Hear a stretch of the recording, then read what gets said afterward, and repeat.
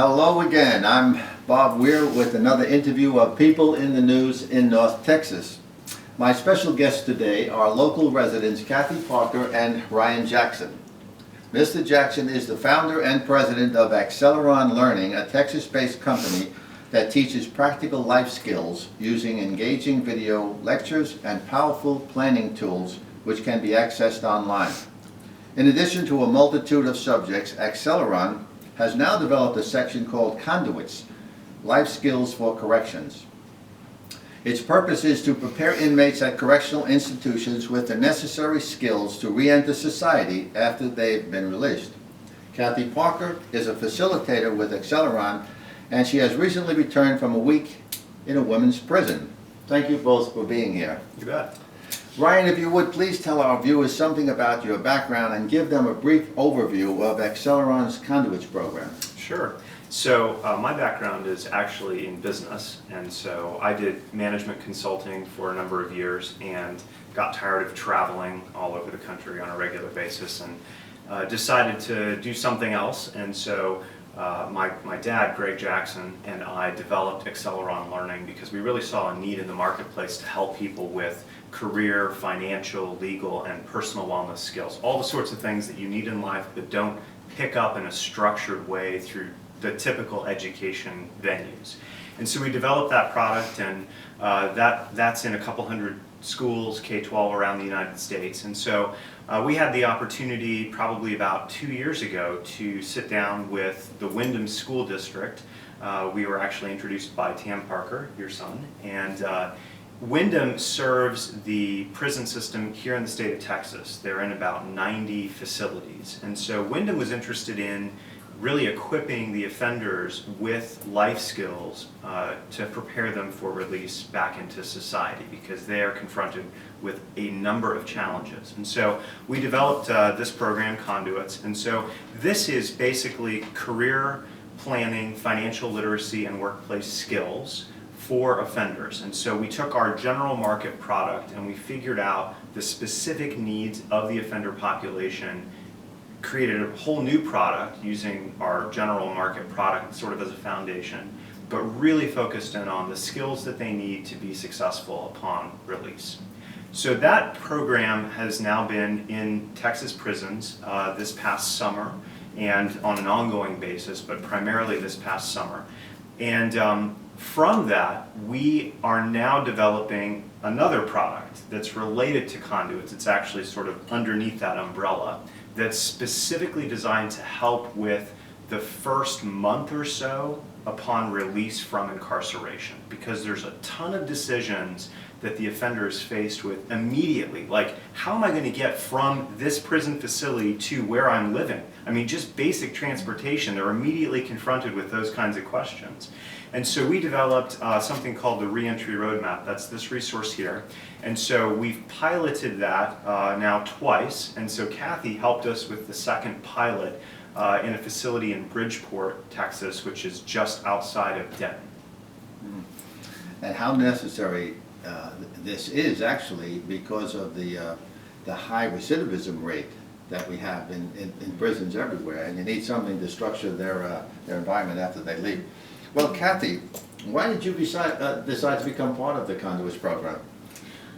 I was so excited. Greg and Ryan have been family friends for a while, and I've kind of listened to them over a period of a couple of years as they've developed these materials.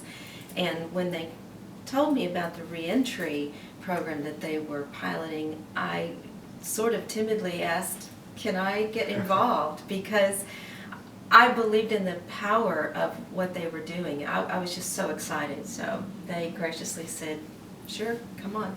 Yeah.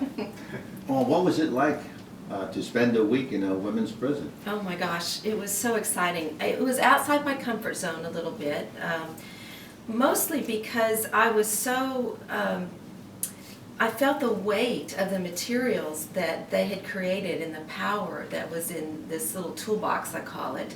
And I just wanted to be sure that I communicated to the women the tools that they were being offered and what they had. And that was a huge responsibility that I was a little bit concerned about being able to do a good job in. But It was exciting. So you had this as a great guide.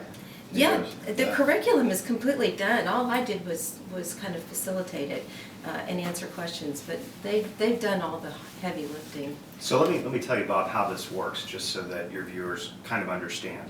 So this resource is tied to 10 video lectures that they watch in the class. It takes a week.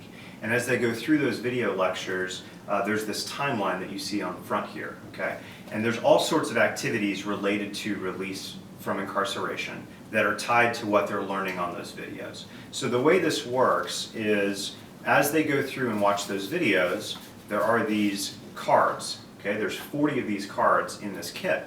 And so there's a key question that we ask them. So in this case, on key documents, do you have a birth certificate, social security card, and a driver's license? Yes or no?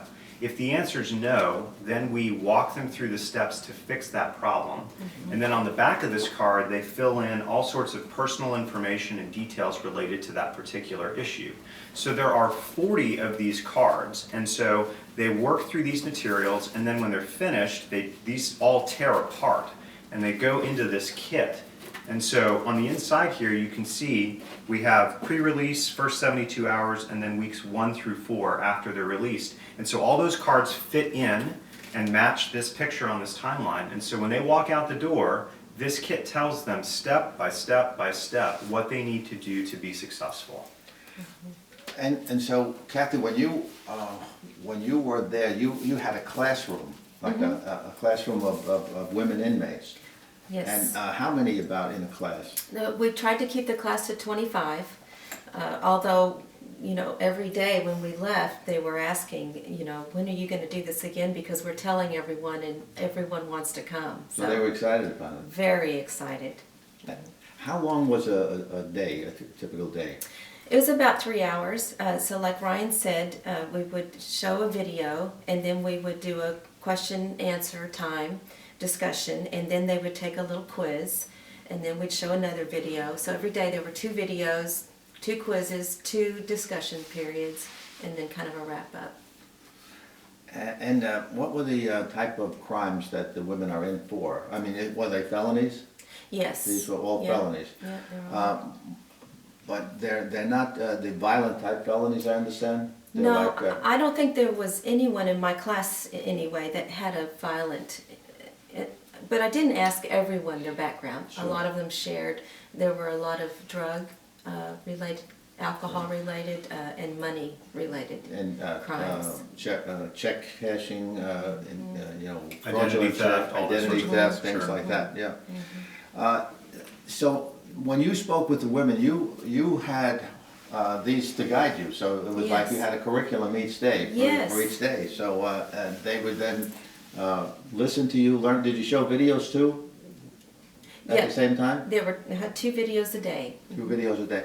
And then afterward, they would take a quiz, and you get the feedback from them, and you'd see their reactions to it. And as you said, I know you told me privately how much they enjoyed it and wanted to know Yes. how, if you're coming back, and Yes. you know, kind of like you inspired them. Yes. And did you dress differently to go see them, or did you dress the way you are now? Or? Well, the first day I wasn't sure how to dress, honestly. I thought, well, do I dress down? Do I, you know, what do I Yeah. do? So I had to dress, I dressed comfortably, but then the girls commented on how glad they were to see someone in color, because of course they don't get to wear any color. Right. And then every day it kind of became a big reveal. Let's see what Cathys wearing today. And they kind of got excited about that. They're women after all, so. Yeah, and I imagine that's inspiring in itself.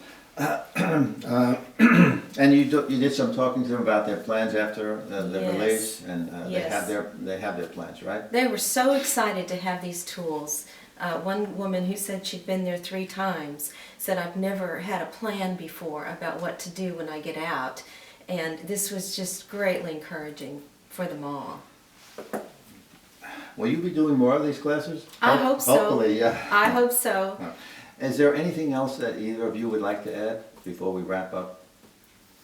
You know, I've learned a lot through this process, and I think it's important for people to understand that by and large, when folks are incarcerated, they are serving a debt to society for the crimes that they've committed. And so if they have served their sentence or been paroled because they've gone through the process, I think society owes something to them in terms of giving them the opportunity to succeed upon release. Because if we don't, and we don't have the things structurally to enable them to do that, it's just going to be a vicious cycle that repeats that we see. And so we're trying to do something to help them get back on their feet and move past that. It's important to let them know that, that they can be forgiven for what they've done. As people of faith, we learn the importance of forgiveness. I want to thank both of you for your efforts to help those who may feel lost and forgotten by a society that shuns them because of their past transgressions. Thank you very much for being here, You bet. Ryan. Thank you, Thank Bob. you, Kathy. Our pleasure. And thank you for watching.